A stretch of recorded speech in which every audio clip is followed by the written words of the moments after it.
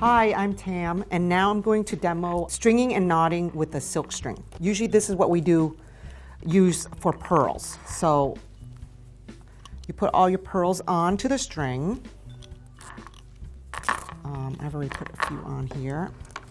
And what you're going to need for this is very, very, very pointy tweezers.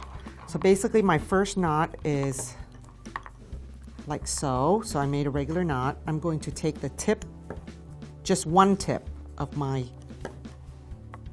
tweezer, and I gently, because if you do it too quickly, you'll get a knot and you won't be able, it's really difficult to unravel it. So the first thing I try to do is move the knot as close to the pearl as possible, because that's the whole goal of this, is you want to have knots so that the pearls don't move at all, so they don't bang against each other and damage the pearls. So you want to move it as close to the pearl as possible. Then you're going to slide it to the tip where it's graduated so that the knot becomes smaller and smaller. And every time I slide, pull, slide, gently pull, slide, gently pull, and my knot is pretty close to the pearl. Then I take my tweezers and I grip it, not at the tip because that'll cut the cord. You're going to grip it like about here. And basically you're gripping it tight, and then you're just going to, at the same time that you're pushing the knot towards the pearl, you're pulling in the opposite direction on the silk string. And there you go, so that you have your knot. Then you're going to move the next one up and then repeat this process. So you make a knot. And this is just, you know, a movement that you're going to have to figure out your sort of process with it.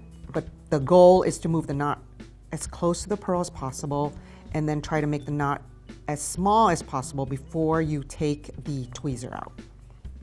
So basically it's move the knot down, the tweezer, and then I pull. I move the knot down, I pull.